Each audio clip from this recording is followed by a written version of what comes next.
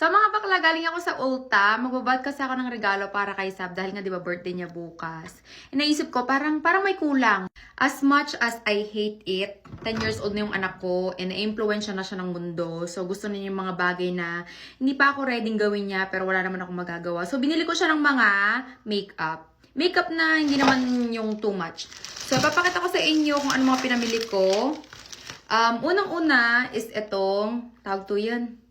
Dati Hitless Curl Chinenilin. So, ito kasi, meron akong ganito dati. Tapos, isang beses ko siyang ginawa, and then tinamad ako, hindi ko na inulit. Mas gusto ko pa yung tirintas.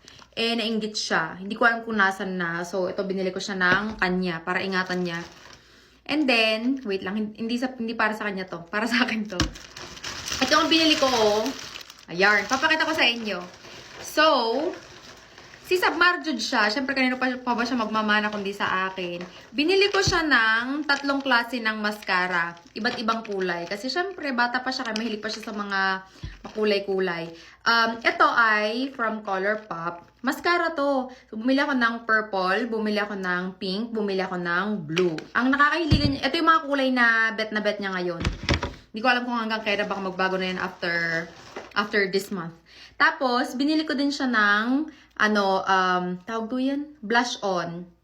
Tapos, mahilig siya sa lip oil ngayon. Kaya, ayan, bumili ako, 2 klase. Isang strawberry and isang raspberry. Ito yung kahit sa kami magpunta, baon-baon niya sa tawag yun, bulsa niya. Hindi siya magdadala ng bag. Pero hindi niya ito makakalimutan. Kahit matutulog na. Kahit matutulog na, gaganto pa siya. Nakakaloka yung batang yun. And then, binili ko din siya ng isa pang blush on para pag nawala to, for sure, mawawala dito sa bahay, tapos ako na makakahanap, bumili ako ng isa pa. Ito naman mas maganda, may to. Nakita ko yung, kakilala ko, yung anak niya gumagamit din na to. And ito, nakita ko lang, sa akin to. Tapos bumili din ako ng e.l.f. na tawag to yan, finishing powder. Ayan.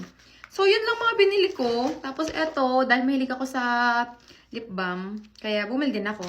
So, babalot ko na to ngayon. And then, tingnan ko mamaya kung maitatago ko. Bumili ako ng mga lobo-lobo. Hindi kasi ako magaling mag-design. Pero kung ano lang magawa ko mamaya para ma-surprise siya. Hopefully ma-surprise siya. Hindi siya makaramdam. Pero knowing Sab, makakaramdam yan.